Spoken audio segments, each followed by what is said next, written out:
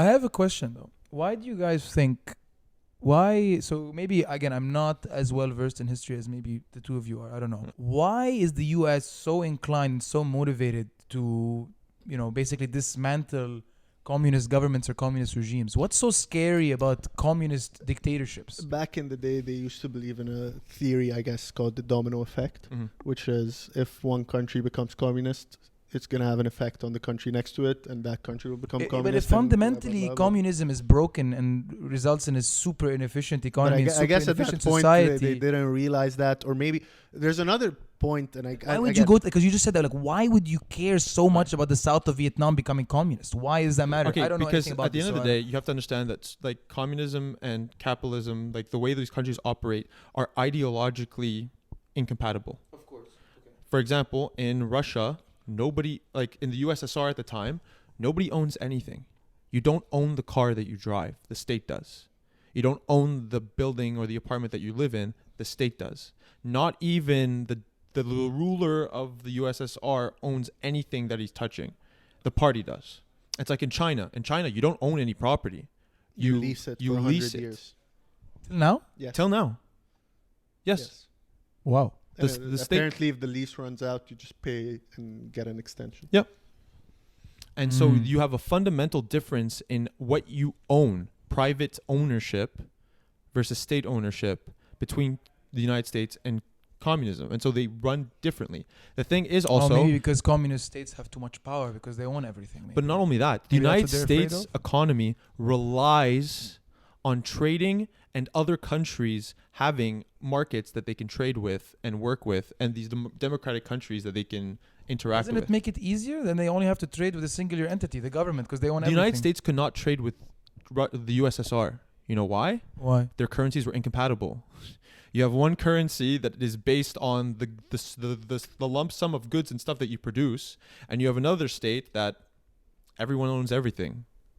Like these markets cannot work together. So you think it's like a market incompatibility? At the end of the day, Russia built stuff based on quotas, like the USSR at the time built stuff based on quotas determined by the need of the country that it was in. It is fundamentally, like, everything is based on the production of stuff so that people can have what they need to live a comfortable life. Anything else, any excess, is looked down on. Why would you want to produce excess? You're not trading with anyone and you're wasting resources. You only want to do and produce what you need to run your society.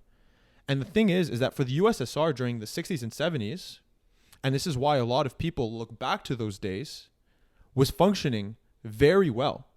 Everybody had a basic necessity. Everyone had somewhere to live. Food was provided by the state government, and everything was, all positions were provided based on meritocratic value.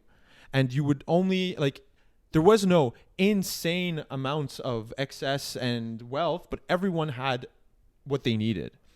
The problem with that is that as soon as something goes wrong, you have no way of rectifying it because you have no market. Like, for example, if someday something goes wrong with your iron industry and you have no iron, but you need it to run the rest of your factories, you have no outside market to go to buy iron from because you do not interact with that market. So how are you going to? You have to interrupt to say, I'm going to give you all these excess stuff that we've provided. Please provide us iron.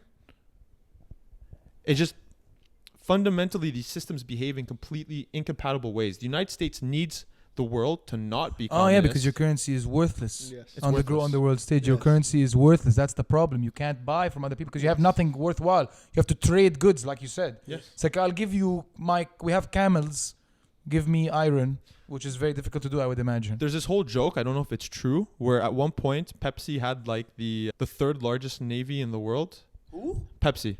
Had the third largest navy in the world? You should look it up. Pepsi and third largest navy. And the reason for that was because what happened, I don't know if it was Pepsi or Coca-Cola, but this brand wanted to trade in the USSR, but their money is not compatible.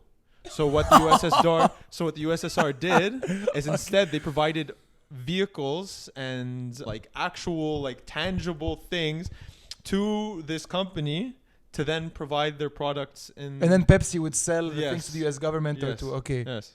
So Pepsi became a Interesting. giant. Oh, that's a really cool point. That's a Interesting. Yeah. perfect example of exactly what you were talking Exactly. And so about. It seems really that's inefficient. and at the end of the day, the United States, to maintain its hard power We don't and have soft power currency. across the world, requires those markets to be open to U.S. Yes. companies, because the U.S. is number one, number one export is not any specific goods. It's services, it's bureaucracy, it's lawyers, it's intelligence, it's technology. But I think for me the main point here, the reason why this was a curious point for me is that if you fundamentally believe that communist societies at scale implode, then what is the fear? Okay, I'll tell you. Like it's never going So, to and it's this never is going to something- maintain. This is It's never something going to you sustain can itself.